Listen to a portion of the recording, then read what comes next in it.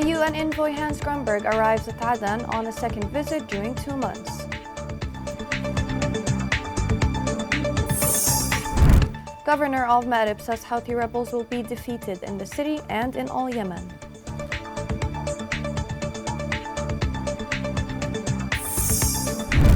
The joint forces defend Houthi attacks in different fronts in Hudaydah.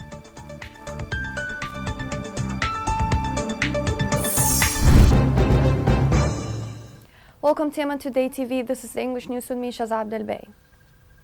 The United Nations Special Envoy to Yemen, Hans Grunberg, met Yemeni Prime Minister and Foreign Minister in the interim capital, Aden, for the second time since his visit in October.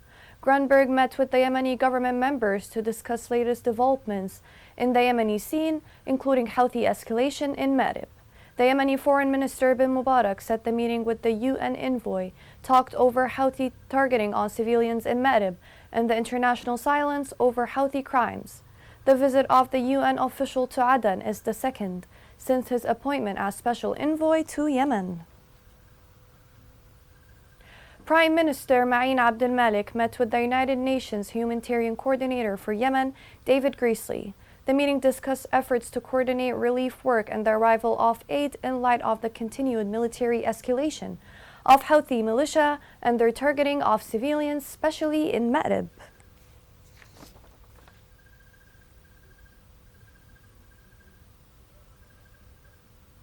In Abiyan, a violent explosion rocked Zanzibar city, causing panic and fear among students.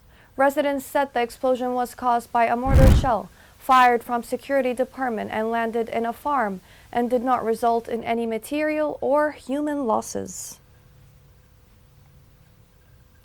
Governor of Marib confirmed that the battle against the rebels in the western coast and Marib is an important part of the national battle in Yemen. Marib governor said the Yemeni resistance will defeat the Houthis in Marib with the support of the coalition. Marib صمدت وستصمد. Marib has withstood and will stand firm in front of the Iranian project.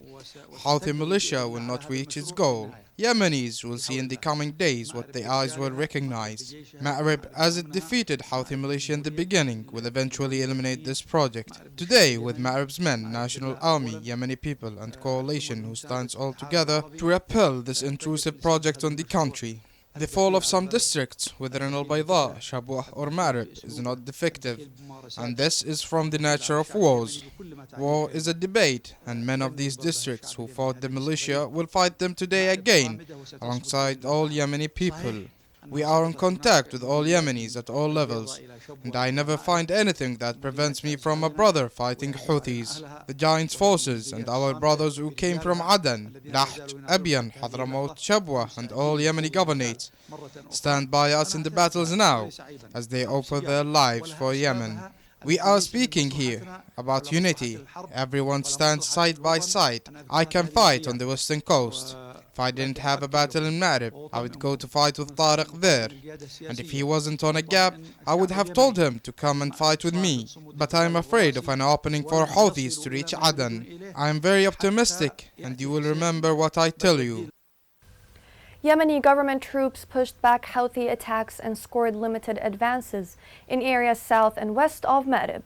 Local sources reported that the fighting broke out when the Houthi attacks attacked troops in Al Amud area south of Marib and around a strategic road that links the central city of Marib with Juba district. In west of Marib, heavy clashes also broke out when government troops prevented Houthi attacks in Sirwah district. Despite the Houthi intense escalation in Marib and amid the international community calls on the rebels to stop their offensive, government forces backed by the tribes have been showing great flexibility in defending the city. More on the story is within this report. Oil-rich Marib has been under a massive military attack for 2 years by the Iranian-backed terrorist militia. Houthis are imposing a stifling siege on the village in Marib and are shelling populated areas with missiles. Houthis' military escalation in Marib, according to experts, will cost them thousands of lives, especially among children they are recruiting. According to Foreign Policy magazine, the victory of Houthis would mark a turning point in the conflict in Yemen, as the governorate represents one of the most important strongholds that remained under the control of the government. The government is also the center of oil in Yemen. As for the possible scenarios of war in Marib between the government forces and tribes on the one hand and the Houthis on the other, there are different scenarios. Controlling the governorate would represent control over oil fields. That means Houthis could win the war, according to the American magazine. The governorate is already living in tragic conditions because of the ongoing Houthi campaign and the successive waves of displacements.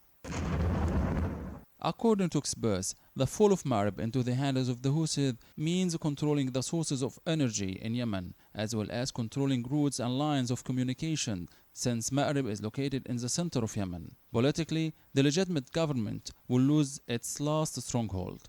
Houthi control in Marib will also mean the emergence of the Iranian power in the region, a threat to the Arabian Gulf, and control of the Bab el-Mandeb Strait, through which international navigation and more than 6 million barrels of daily oil pass through. Picturing this scenario, major powers may be forced to secure the region, oil sources, and international navigation through direct military intervention. The other scenario is that the government forces will be able to defeat the Houthi advance. In this scenario, things will turn into a war that may also drag on until the Houthis are defeated and the Yemenis regain their country. Yet, this last scenario seems to be a painful one, but it remains the only possible one for now. The United Nations said over 55,000 people have been displaced in Marib this year. For his part, David Greasley, UN humanitarian coordinator, said delivery of supplies is affected by fighting, landmines, and poor infrastructure. More on the story is within this report. More than two-thirds of internally displaced in Yemen live in very harsh conditions in unofficial camps, and the majority of them are women and children who have been displaced by the war that the Houthi militia has ignited, while the wave of displacement has risen due to the escalation of the Houthi militia to high levels in Marib, reaching 10,000 people during the month of September. According to United Nations data, the crisis in Yemen has pushed the population to the brink of famine, deepened poverty, destroyed the economy, reinforced the spread of diseases including coronavirus, and displaced more than 4 million people from their homes. Two-thirds of them now live in unofficial camps. Among 7.3 million Yemenis in need of assistance with shelter and food, nearly 2.9 million people are living in extremely harsh conditions, 75% of whom are women and children. As the international organization recalled that the country still represents the worst humanitarian crisis in the world, with 20.7 million people in need of humanitarian aid, representing 71% of the total population. The escalation of the Houthi militia during the first 9 months of this year on several fronts led to the displacement of an additional 60,984 people, and the wave of displacement reached its climax in September in Marib, where about 10,000 people were displaced during that month. The International Organization for Migration stated that the escalation of fighting in and around Marib in Yemen forced thousands of people to flee in search of safety. Many people have fled to 34 displacement sites managed by the International Organization for Migration, worsening the situation of overcrowding. According to International Organization of Migration, many newly displaced people live in deplorable conditions, with multiple families sheltering under one roof. More than half of them say that shelter is their most important need, followed by food and water. People are looking for a safe place in abandoned public buildings to live in, or at a relative's homes, and others have exhausted their savings in rental housing.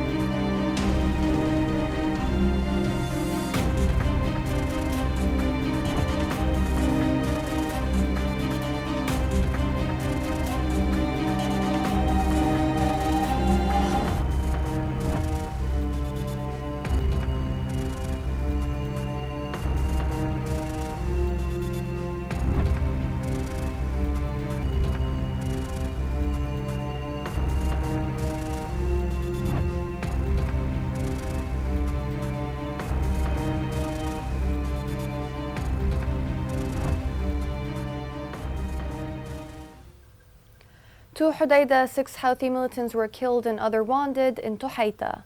Military sources reported that joint forces thwarted an infiltration attempt by the Houthi militia south of Tuhaita after a group of Houthis tried to infiltrate into joint forces positions.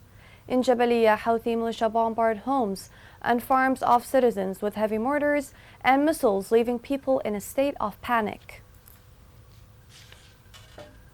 Coalition in Yemen announced it carried out 29 operations targeting Houthi equipment and militants in Juba and Qasara and Ma'rib within the past 24 hours. The coalition said 138 Houthi tourists were killed and 17 military vehicles were destructed in these operations.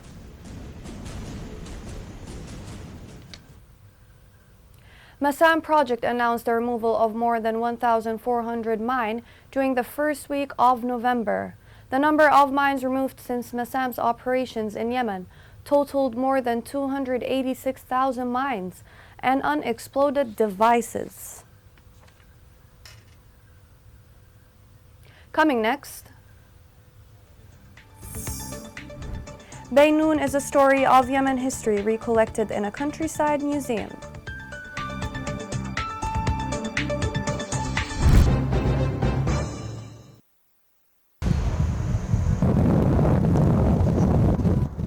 شيء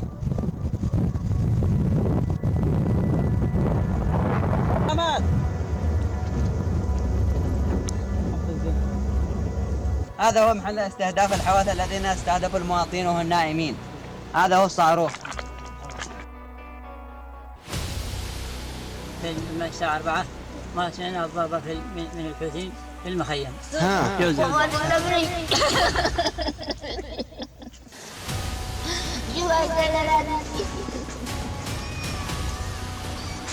هذا يعني استشهدوا أولاد عمي، هذا استشهدوا يعني أخواني كلهم، يعني شوف يعني الدم في الخيم.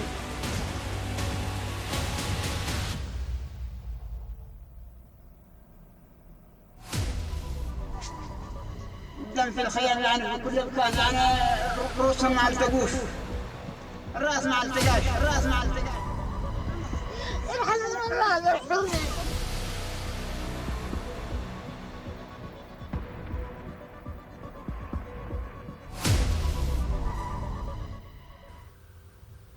Welcome back. Baynoun Museum is a splendid museum in the countryside in Damar.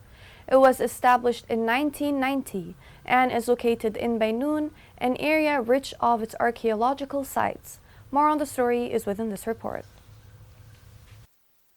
Yemen is a country full of treasures and antiques that have remained for thousands of years, despite all crises it went through. Such treasures resisted the brutality of Houthis, who obliterated antiques, looted pieces and manuscripts. An example of this is what happened to Baynoun Museum in Damar, one of the most valuable Yemeni museums. Baynoun Museum was established in 1990 in the Uban Damar Governorate. The museum witnessed renovations and expansion in 2003 due to the importance of the area named after it. Baynoun is one of the richest areas with archaeological sites, some of which date back to the Stone and Bronze Ages and others to Saba and Himyarite kingdoms. Baynoun was one of the main centers of the Himyarite kingdom, located within an ancient governorate named after its most famous king, the Mar Ali. The museum includes precious archaeological pieces discovered in Baynoun and Hada areas, traditional art pieces such as fashion, ornaments, handicrafts, agricultural tools, and others are also presented too. It contains rooms for storing artifacts and laboratories for restoration and maintenance of antiques. Until recently, the museum remained the most prominent features of the city and a destination for tourists before Houthi barbaric wheel reached it. In early 2019, the militia stormed the museum to establish what it calls Martyrs Week and looted a large group of its rare artifacts. National Library was emptied of its contents. Rooms for storing valuables were blown up. Pictures hanging in museum walls of the symbols of the September 26th revolution and the presidents of the republic were uprooted and replaced with pictures for Houthis. Houthi militia seems to destroy everything on their path, especially history and culture, as they keep assaulting the cultural heritage of Yemen. United Nations Children Fund said since 2015, 4 children have been killed or injured every day in Yemen due to war.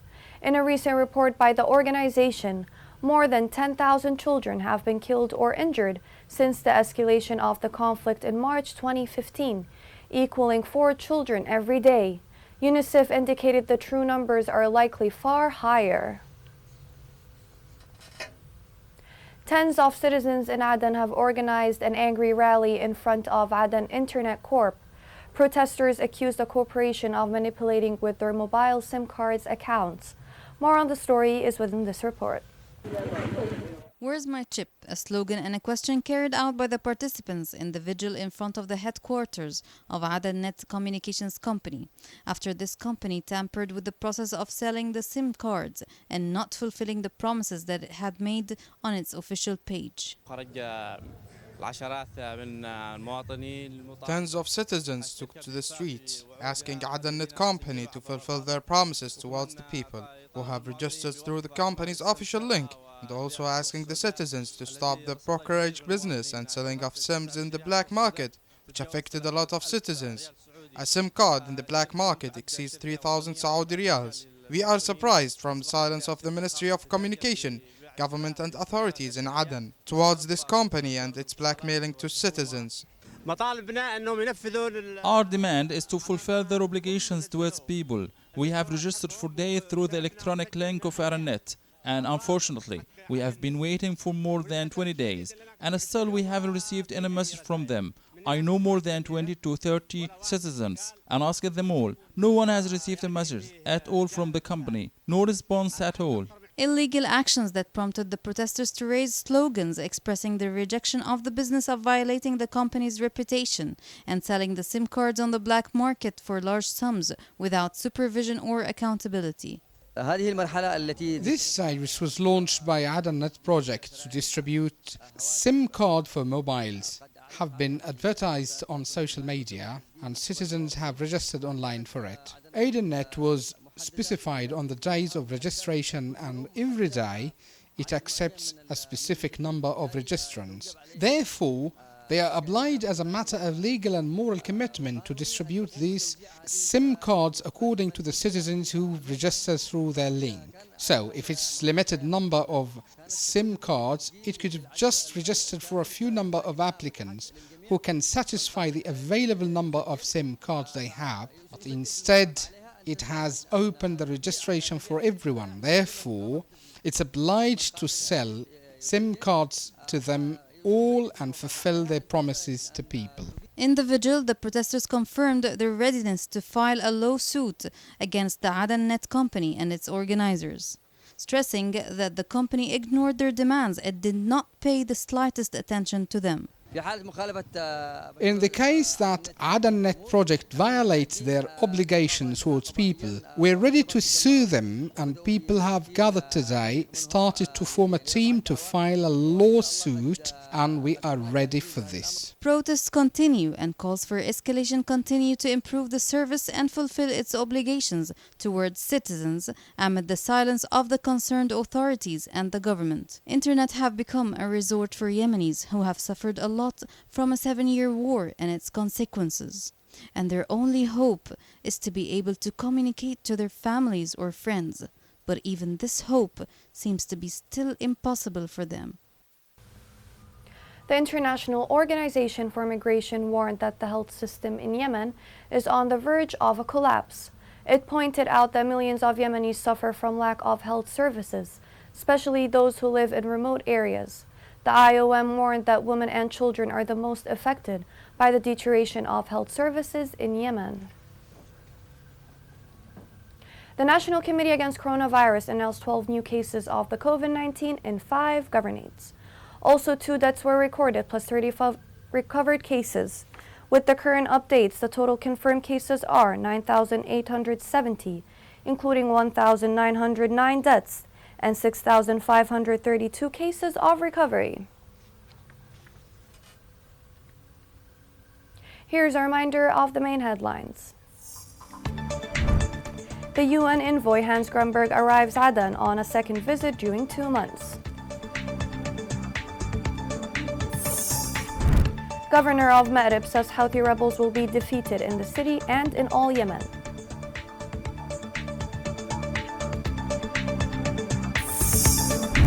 The joint forces defend Houthi attacks in different fronts in Hodeidah.